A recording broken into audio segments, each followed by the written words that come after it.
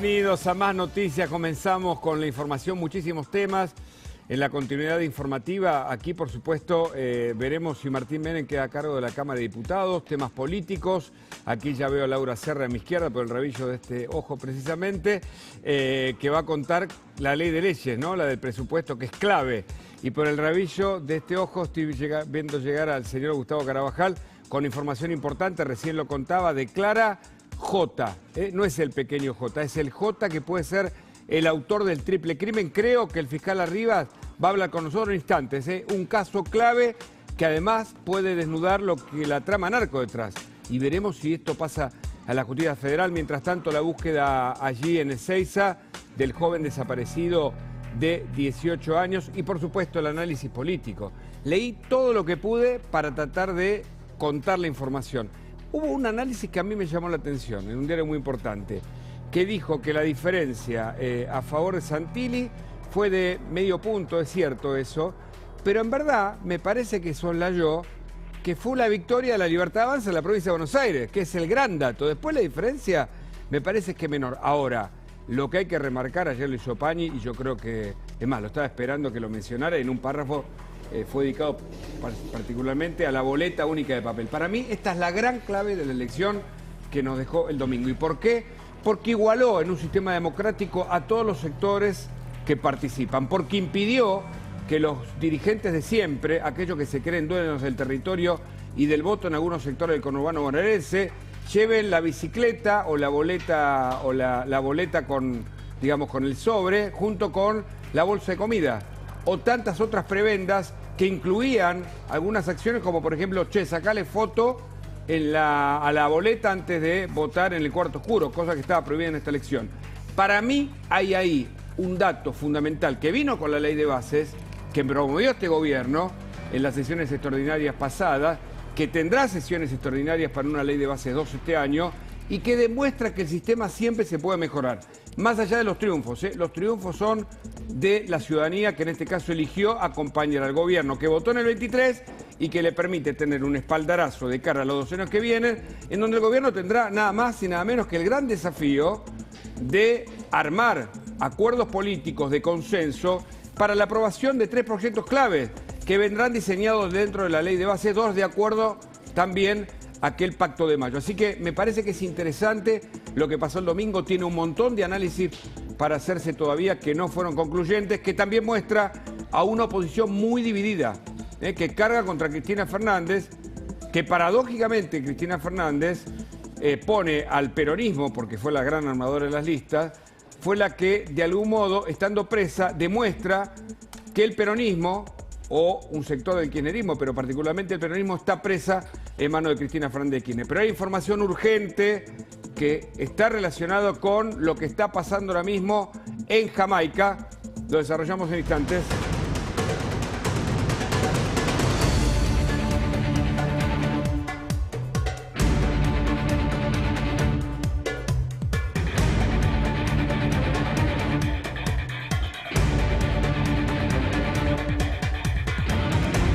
Y el huracán se acerca, ¿no? Así es, el huracán Melissa hubo categoría 5, está dentro de los 5 huracanes más potentes del Océano Atlántico, está a punto de tocar la costa occidental de Jamaica. Esta es la isla de Jamaica, este es el ojo del huracán que se ve perfecto, está justo llegando a la costa, muy peligroso porque puede dejar lluvias torrenciales, de hecho ya está afectando la costa con olas muy grandes de 4 metros de altura aproximadamente. Bueno, ahí se apagó porque justo está llegando el huracán. No, está baja la sí. batería porque estamos a full con el seguimiento de las imágenes satelitales del huracán, pero ya está a menos de 50 kilómetros de la costa, ya está causando lluvias torrenciales en el lugar. O sea, es lluvias, que sería como lo menor, porque las lluvias en definitiva, pero las ráfagas de viento. No te creas que lo menor, las inundaciones. 1000 milímetros de lluvias, inundaciones y 280 kilómetros por hora el viento. Claro.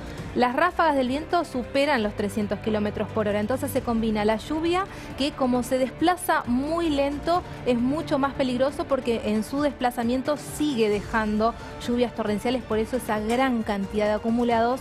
Y la isla de Jamaica es una zona montañosa, lo cual tanta cantidad de agua va a dejar también deslizamientos de tierra seguramente, así que las autoridades instaron a que se refugien. La última actualización del Centro Nacional de Huracanes decían que era la última oportunidad para refugiarse, principalmente en edificios, en lugares cerrados que no tengan ventanas, porque la intensidad del viento es muy potente, claro. Así que mientras más paredes haya entre una persona y el exterior, mejor. Bueno, estamos atentos minuto a minuto con el huracán Melissa, que golpea en Jamaica, pero además afecta a todo América del Centro, ¿no? Exactamente, ya pasó por Haití, por República Dominicana y luego se va a trasladar también a Cuba. ¿Y puede llegar a tocar la península de la Florida, por ejemplo, Estados Unidos? En este momento no, pero de todas maneras sus vientos son tan intensos que llegan algunas tormentas, aunque no pase el huracán. Recién ahora va a tocar tierra sobre Jamaica, pero por ejemplo en Haití y República Dominicana no tocó tierra, pero sí dejó al menos 4 muertos. Tremendo, así que estamos atentos a este tema y a muchos otros. Por ejemplo, está Patricia Bullrich ahora mismo en el Congreso porque se debate allí el presupuesto, que es la ley clave de lo que viene de la administración Milei. Laura Serra, explícanos, buenas tardes. Hola, buenas tardes, Hugo. Sí, efectivamente, allí la vemos a la flamante senadora electa por la capital. Sí. Patricia Bullrich, que bueno, está ejerciendo su labor de ministra de Seguridad. Es la primera ministra que acude a la Cámara de Diputados y puntualmente a la Comisión de Presupuesto y Hacienda, sí, para justamente explicar el presupuesto para su área a partir del año 2026. Allí la estamos escuchando. Mientras la ministra... Si ¿la vamos a escuchar un cachito? Dale. ¿No? A ver, si Dale. se puede, la escuchamos y te escuchamos, Acá, Laura. miembro de las Fuerzas Federales, por su entrega diaria al equipo del Ministerio de Seguridad. Tengo acá a la Secretaria de Seguridad Nacional, la Magíster Alejandra Monteoliva, y el Secretario de Coordinación, que hace que cada peso rinda con transparencia y efectividad, Magíster Martín Siracusa, a todo el equipo que nos acompaña, a Fernando Soto, que ha recorrido los pasillos de esta Cámara para que nos voten las leyes. Muchísimas gracias por esas leyes, esperamos poder tener más. Y los invitamos a acompañarnos en este presupuesto 2026. ¿Faltan recursos? Faltan recursos. Tenemos los que el país puede brindar. Tenemos además los presupuestos de cada policía, de cada provincia, que son los que se realiza en conjunto el esfuerzo nacional de policía. Hemos tenido más de 6 reuniones del Consejo de Seguridad Interior, reuniones donde nos hemos puesto de acuerdo en todos estos planes y donde todas las provincias argentinas colaboran para que la Argentina hoy sea un país más seguro, con una tasa de homicidios más baja, con una tasa de femicidios y muerte de mujeres más baja, con mayor aumento en la lucha contra el narcotráfico, fronteras más cuidadas y ciudades y pueblos más cuidados. Agradezco a todas las provincias argentinas este trabajo en equipo, agradezco a mi equipo, agradezco a los diputados por las leyes votadas y agradezco al presidente de la Nación por permitirnos llevar adelante este plan del que las hace, las paga, y terminar con la doctrina zafaronista que tan mal le hizo a nuestro país. Muchísimas gracias.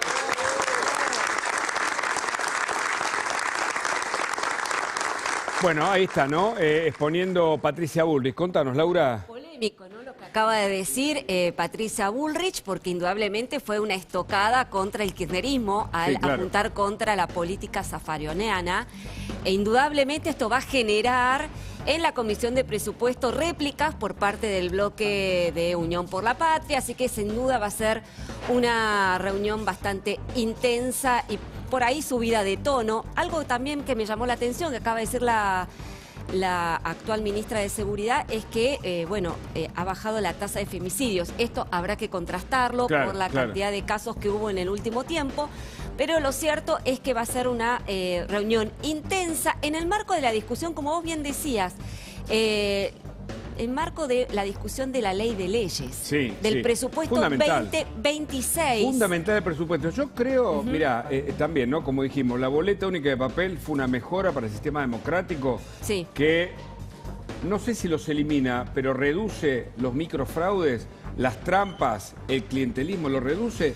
Para mí, si el gobierno se animase, y vos capaz que me decís, no, está y se consigue fácil, a conocer gran parte del presupuesto que propone ahora en el Congreso, para mí sería fenomenal. Bueno, a ver... Como medida gubernamental, ¿eh? A ver, sería una obligación por parte del Poder Ejecutivo. Está bien, tratar pero de, viste que no sé, siempre se hace, ¿no? Como no, la declaración es que jurada. justamente, ¿viste? a ver, pero justamente la excepción es la prórroga del presupuesto. Claro. Lo normal debiera ser la aprobación en tiempo y forma de cada decía la proyecto de ley. publicación del presupuesto. La publicación del presupuesto. Que nosotros, digamos, así como accedimos, viste, con un sistema muy moderno a la publicación de los datos de las elecciones, 1 hora y media después estaba el 98 o 96% de la mesa escrutada. Yo entré, lo bajé por la aplicación en mi teléfono, lo tenía en la tableta o en la computadora y fui mirando minuto a minuto cómo... Bueno, si te interesa el presupuesto, está cargado en la página web, podés ver partida por partida bueno, y la ejecución en tiempo relativamente real. ¿Ves la diferencia entre saber y no saber? O sea que, ¿pero el proyecto ya está? Por supuesto. ¿El que va a ser aprobado ahora?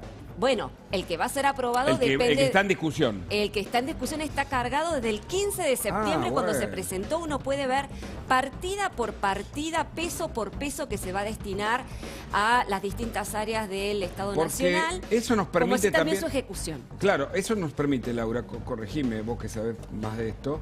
Esto nos permite analizar a dónde se gasta la plata de los argentinos. Efectivamente, ¿no? efectivamente. Los fondos reservados, los jubilados, la salud. Por ejemplo, hay un sistema, tengo por ahí los datos, no me acordé de pasárselo a la producción.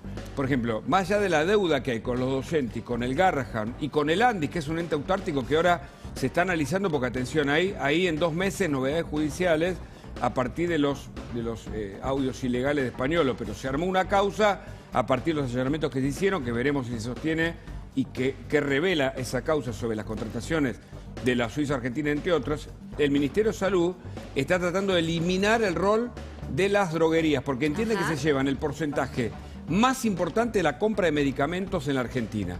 Quiere ir a los laboratorios directamente a comprar medicamentos, salvo excepciones, donde te falta gas en un hospital y es la droguería la que te la provee rápido, porque el sistema tiene esa intermediación. Pero la intermediación a veces es lo que más se gasta. Y esa intermediación también la manejan los sindicatos. Por ejemplo, descubrieron que en el Garrahan los sindicatos manejan la empresa de comedor y la de seguridad. Y ahí hay un dinero que, claro, con razón protestan. Está dentro de un negocio que controlan ellos. Por eso yo creo que esto que vos nos ayudás a saber, y es divulgación, de que el presupuesto esté a la vista de todo y que podamos, que no esté en chino, ¿no? Que esté... No, es muy accesible. Bueno. Mira, si yo lo puedo entender, puedo entender y lo puedo seguir, es que es accesible para todos.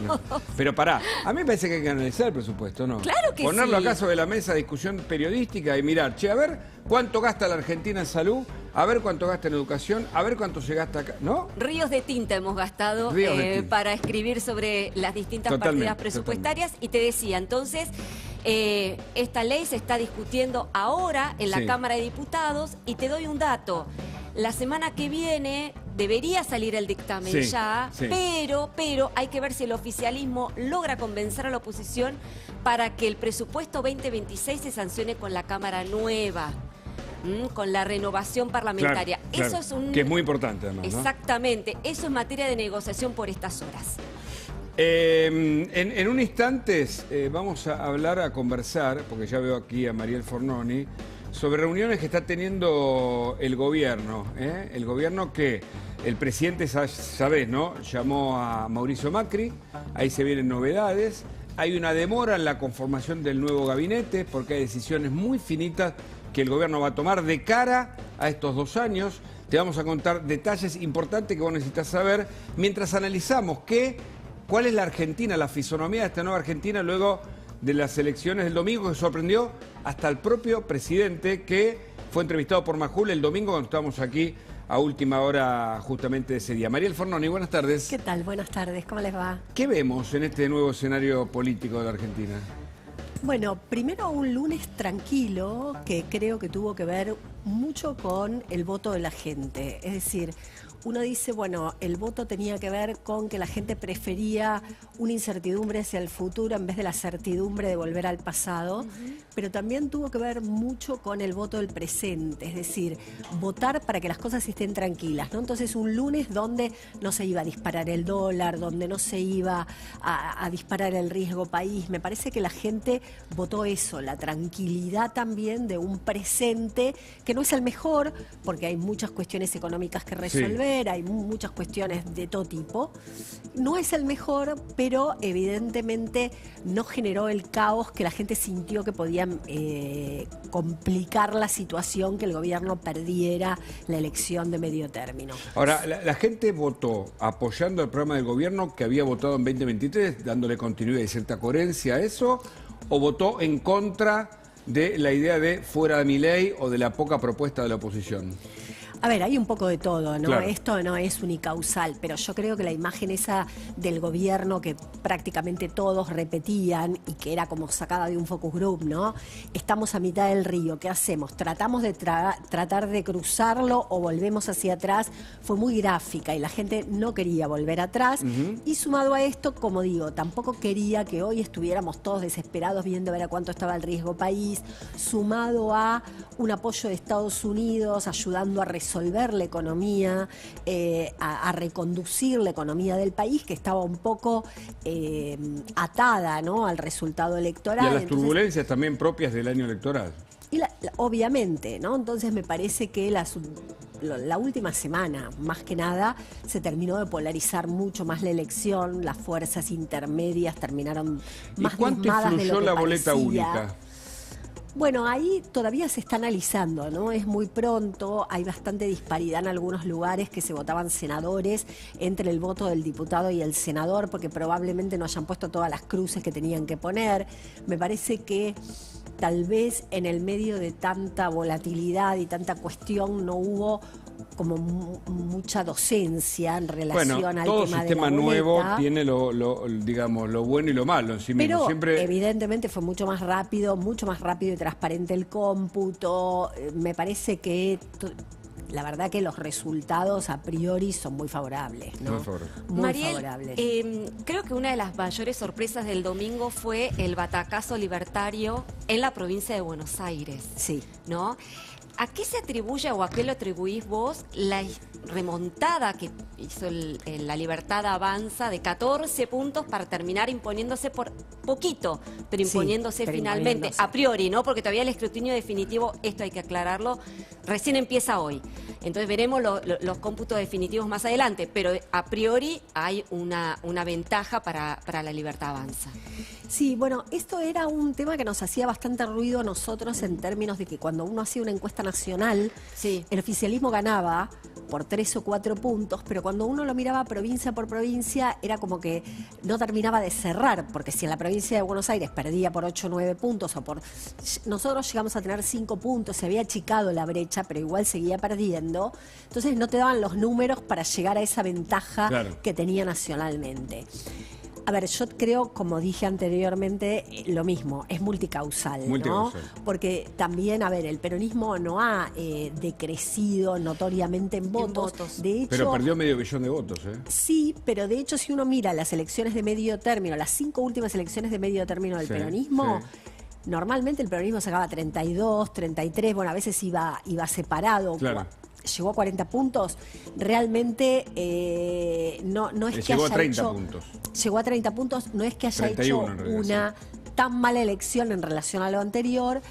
A ver, creo que en parte tuvo que ver con la estrategia del desdoblamiento, porque uno veía lugares donde habían ganado con 60% y perdieron 25 puntos. Y me parece que esto tuvo que ver con las expectativas que tenían esos intendentes que no tenían representantes en las listas de diputados y tenían que militar una campaña y pagarla, ¿no? Que no es poco, y pagarla. Y a mí me parece que ese peso territorial también le quita, digamos, cierto tono de feudalismo que en la Argentina persiste, sean los varones del conurbano acá o en el norte de la República de Gildo, ¿no? Esto es un comentario, ¿no? De mi parte, que en donde el Estado te hace tan dependiente, digamos, o tan cliente, digamos, de su propio sistema, te mete en la pecera y la gente se ve obligado a seguir ahí en esa continuidad. Que es un poco lo que pasaba también para mí en la provincia de Buenos Aires, porque Kicillof triplicó el plantel de empleados públicos en los últimos años, ¿no? Es decir, es un sistema que me parece que queda viejo o que en todo caso la gente no lo está acompañando ahora, pero después de acompañarlo durante casi 2 décadas también, ¿no? Sí, yo creo que también, además me parece que está demostrado que donde hubo mucha fiscalización del PRO, los resultados fueron mejores, crecieron más. Claro. Me parece que hubo de ambas partes, ¿no? Y el Congreso queda diseñado del siguiente modo. El peronismo por primera vez tiene la menos cantidad de senadores desde el 83, o la menor cantidad, mejor dicho, de senadores desde la vuelta de la democracia, y la Libertad Avanza, que también como actor político o como partido le da también un acompañamiento a Karina Milei, porque fue ella la que armó esta cuestión, a punto de tener quórum propio. Martín Menem lo decía ayer de este modo acá, mirá. Habiendo hecho una buena elección, vamos a necesitar acuerdos, 129 diputados y 37 senadores, por lo menos para que empiece la sesión. ¿Cuántos tiene propios a partir del 10 de diciembre, cuando hizo la cuenta anoche? Y mirá, hay algunos que se han alejado un poco de la Libertad Avanza en este tiempo, hay un par de bloques, vamos a tratar de recomponer los vínculos, estaremos en cerca de los 90, más el PRO. O sea, y 108, 110 diputados. Estamos a 20 del quórum y a 20 de poder seguir transformando la Argentina. Bueno, esto es otro escenario, ¿no? Porque el gobierno tiene el desafío de generar gobernabilidad a partir de los consensos de los acuerdos. Ahora, con un Congreso muy distinto al anterior, me parece que también tiene un escenario... Sí, es un Congreso muy distinto al anterior, y también el apoyo de la gente, que me parece que no es un tema menor. No era lo mismo salir a negociar con gobernadores, con otros bloques, siendo que habiendo pasado una elección complicada, que teniendo el respaldo otra vez de la gente, me parece que ejerce una cierta presión, porque evidentemente es el camino que la gente eligió, ¿no? Entonces lo tiene más resuelto. Y además... A ver cómo queda el Congreso, perdón, ¿eh? A ver, Laura. A ver, ¿lo vemos? Bueno, ahí estamos viendo finalmente cómo sería el hemiciclo de la Cámara de Diputados a partir del 10 de diciembre, que es cuando se produce la renovación parlamentaria. Y efectivamente, recién como escuchábamos a Martín Menem, estamos viendo un oficialismo integrado por la Libertad Avanza con 80 bancas, más el PRO con 24. Ahí estamos hablando de 104 diputados que eventualmente todavía no está definido, pero eventualmente podrían conformar un interbloque al estilo Cambiemos, ¿te acordás? Cuando en Cambiemos había una suerte de interbloque para justamente definir las presidencias de las comisiones, etcétera. Pero lo cierto es que han superado el centenar de bancas y, como decía recién Martín Menem, están aproximadamente a 20 diputados para alcanzar el quórum. Lo interesante acá, Hugo, es observar, porque esos 20 diputados para alcanzar el quórum hay que buscarlos en algún lado. Indudablemente no los van a encontrar en Frente Patria por ahora.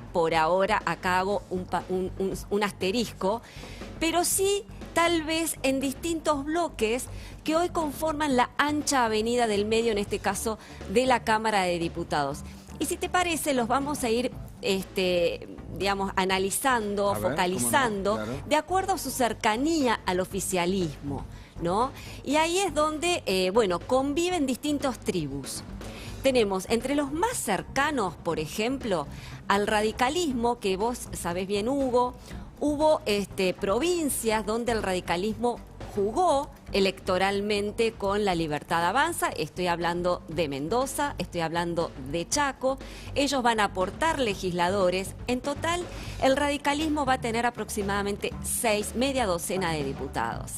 A eso vos, por supuesto, le tenés que agregar otros legisladores que en el último tiempo estuvieron alejados del oficialismo por reyertas internas. Por ejemplo, el MID, ¿no? Que supo formar parte de la Libertad Avanza, son 2 diputados que perfectamente podrían acercarse nuevamente al calor oficialista. Y ni que hablar de aquellos radicales que en su momento, vos te acordarás, Hugo, se fotografiaron con Martín Menem y compartieron un asado también con el presidente Javier Milei. Sí, claro. Son los famosos radicales con peluca, y que, también van a integrar este lote de aliados prácticamente seguros que podría tener el gobierno de Javier Milei. Estamos hablando de 11 diputados que, si vos vas sumando de a poquito, se van agregando a la posibilidad del quórum. El otro lote que a mí me parece muy interesante para observar muy de cerca tiene que ver con los gobernadores cercanos a Milei. Que es donde el presidente dijo, yo no tengo problema en hablar con ellos. Bueno, necesita hablar con ellos, claramente. Exactamente. Estamos hablando de los gobernadores acuerdistas. Estamos hablando de aproximadamente unos 12 legisladores que pertenecen a provincias como, por ejemplo, Salta, Misiones, Río Negro, Neuquén y, bueno, hasta ahí quedamos. Son 12 legisladores que en un momento, sobre todo el año pasado y principios de este, acordaron bastantes iniciativas con el oficialismo. En el último tiempo se alejaron del oficialismo justamente por esta estrategia que tuvo el gobierno de plantarles candidatos propios en sus distritos y eso generó algún conflicto interno. Bueno, no tuvieron el mejor desempeño electoral estos gobernadores, 7 por lo puntos tanto Provincias Unidas, ¿no? Bueno, pero no estamos hablando en este caso de Provincias Unidas, ¿eh? Sí. Estamos hablando de partidos provinciales, por ejemplo, el Frente Renovador de Concordia Está bien, o el Movimiento Popular Neuquino. ¿Algunos de estos gobernadores no forman parte de eso? No. Estamos hablando de otro sí. lote de gobernadores que tienen sus propias bancadas en la Cámara de Diputados y en el Senado y que acompañaron al oficialismo en la primera etapa de su gestión. Los que vos te referís recién tiene que ver con Provincias Unidas y conforman un mosaico de bloques que son más críticos del gobierno. Entonces, como verás, te lo estoy graduando de acuerdo a la cercanía o al alejamiento del oficialismo. Provincias Unidas han demostrado en el último tiempo tener una mayor distancia del gobierno y me estoy refiriendo a los 6 gobernadores que son de Córdoba, de Jujuy, de Santa Cruz, Santa Fe y me está faltando uno más. Córdoba. Y Córdoba, sí, efectivamente.